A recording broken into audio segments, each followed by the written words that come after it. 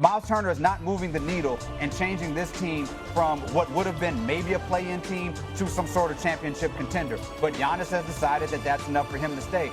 I am still of the belief that the best move for both of these entities, Giannis and the Bucks, if they want to be close to an actual NBA championship, was settling this divorce right now. What? Past tense. You still believe that? I still believe that, yes. Even taking the $20 million dead cap for 5 years? Well, now you have no choice. Right now, Giannis is kind of bought in, but the problem is they're taking this cap for multiple years. We don't even know if Giannis is going to stay past next year, right? Like, they may be held on to this beyond the point of Giannis being there. But Giannis, to me, if they're trying to win before all of this, you part ways. You go to a contender in Milwaukee, you get as much of a haul as you possibly can and start to rebuild now, because what you've done is you have locked yourself into this dude, you've locked yourself into all this money, and I still do not see a pathway to a championship or anything close to a championship for either one of these people. Tim? If Giannis Antetokounmpo wanted to leave Milwaukee, he would have already said he wanted to leave Milwaukee. There's been reasons over the past few years for him to do that. This is a team that has not made it out of the first round in each of the last 3 playoffs. They had 2 very disappointing losses the last 2 years as a top seed. This year, they were not that competitive as a 5 seed, and that was before Damian Lillard tore his Achilles in Game 3 of that first-round loss to the Pacers. If you look at where this team is at, it is very hard to construct an argument that they have a path to being a championship-level team.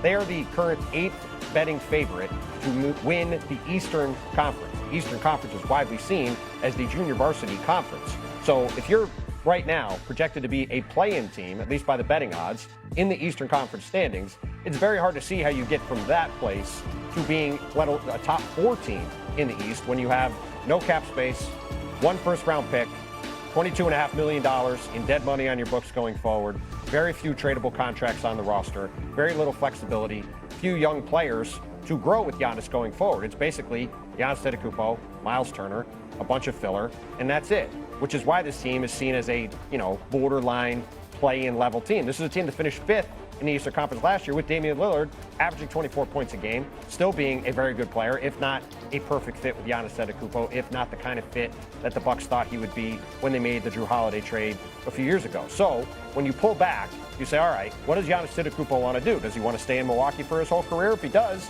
God bless him. He's earned that right. You look at guys like Dirk Nowitzki, Tim Duncan, Steph Curry, like you spend your whole career with one franchise. That's a special thing to do. He obviously brought a championship back to Milwaukee for the first time in a half century. He's unquestionably the greatest Milwaukee Buck in the history of the franchise. Kareem Abdul-Jabbar was only there a couple of years. He doesn't really get that recognition the way Giannis does, having spent more than a decade with the franchise. So he has nothing to apologize for if he wants to be a Buck. But he has said publicly that his goal is to win multiple NBA championships. And if he does not win multiple NBA championships, he will see his career as somewhat of a failure.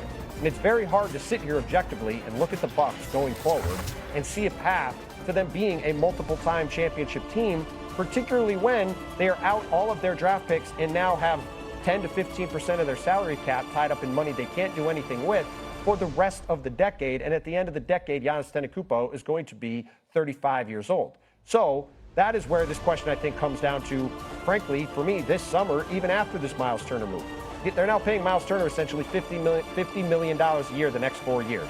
Giannis Antetokounmpo wants to play alongside him. He thinks that gives him a chance to win as much as he can in Milwaukee and be happy with it. Great. But if he wants to win championships, it's very hard to see how he's going to do that as a Buck. Wendy, we're posing this as a hypothetical, right? Should he want to stay in Milwaukee? Has that decision already been made? I mean, if you're the Bucks, do you make a move like this knowing that there's a possibility he could leave? Don't you already know he's there? I don't know everything, and I don't know that the Bucks know that. I did not see a comment from Giannis yesterday. I saw a strange social media post that was left open to interpretation. And I'm not afraid to say that I don't know. If Giannis comes back from Greece in 3 weeks and says, my God, I've dreamed of Miles Turner being my teammate, double me down. Where's my contract extension? I'll be like, man, what an amazing move. What an awesome move.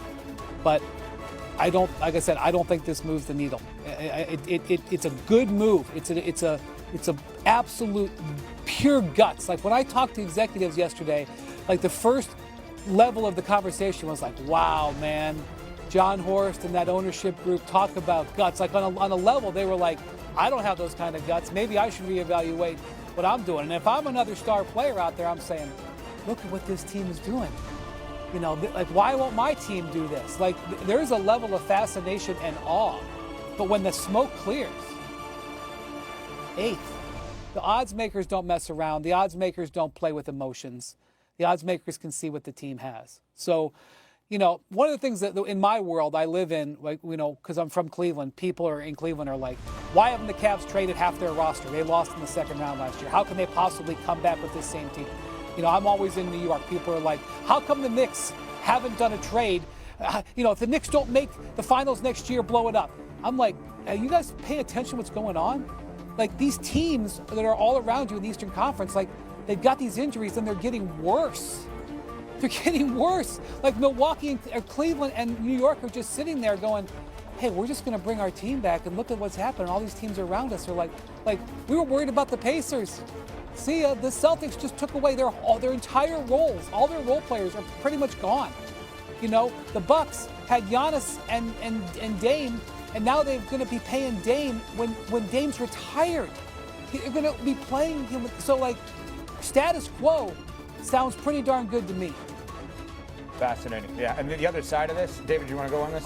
They better. This idea that we don't know if Giannis is going to come back from Greece and resign. If he does not do this, Nico Harris, they're going to make Nico Harrison look like Sam Presti in terms of like the worst moves that I can imagine seeing. They have better have had Giannis signing up for this and saying that he's coming back if they're making this move. This is unbelievable if that would be the case. All right, let's look at the other side of this big move. The Bucks waiving and stretching Damian Lillard's contract. For the first time in his 13-year career, Dame will be a free agent. Now, he'll spend most of next year rehabbing that torn Achilles.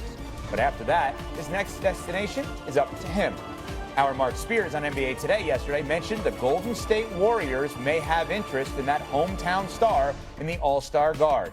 Wendy, is Dame Lillard desirable to teams right now? What he wants to do now becomes a back half of the season major storyline. Now, I have been around long enough to see these players who have come off of Achilles tears, and I've talked to them in this, you know, this same situation where the player says, I'm going to be back in February. You watch, I'm way ahead of schedule. I'm kind of like, whoa. Let's not assume anything about Dame. Let's not pressure him. Let's let him recover. We want to see him have a last act of his career. Having said that, if he indeed is able to return this season, he becomes an incredible wild card post All-Star break next year, because he is absolutely still an impact player. And he's an impact player who doesn't have to worry about money. This is one of the greatest things you could ever have as a professional in any situation. Financial freedom and free agency. This is glorious. It's glorious. He can now go wherever for spend price. In fact, if he makes $1 more with any team, it's value added, because he's because he's already got his money set up. So, yeah, I don't think it's really worth breaking down the teams like right now he could go to. Like, you know, it's interesting to talk about his hometown and going to the Warriors, but I think he owes himself focusing on his rehab and then looking at what the best landing spot for him might be. But man, oh man, could you imagine a contender that looks like, maybe even as far as April, let's say he say he's 1 year off the injury in April. Can you imagine a contender landing Damian Lillard?